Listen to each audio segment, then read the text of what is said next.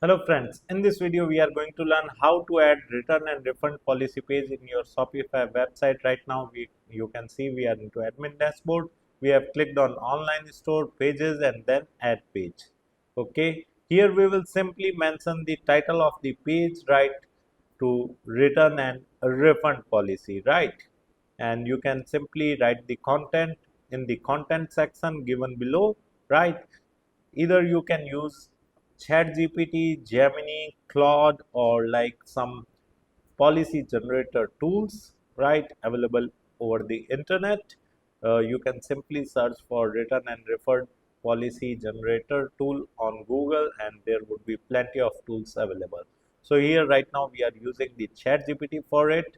So you can simply mention what is your domain name and what do you sell and what is your contact details, right, and you can ask chat gpt to write content for you related to return and refund policy, right. So you can also mention the terms and condition, when do you provide return or refund, right. So here you just need to type each and everything in detail. Okay, so we have submitted and it has simply written all the content for return and refund policy. So we will simply select it and we will copy it, right. Okay, so let me select the content, right.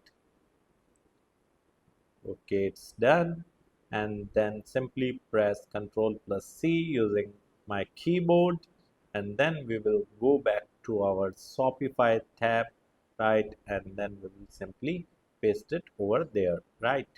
Okay, it have also added some hyperlinks which you can remove, right, else it is the UTM parameter links. Okay, so hyperlinks have not been copied.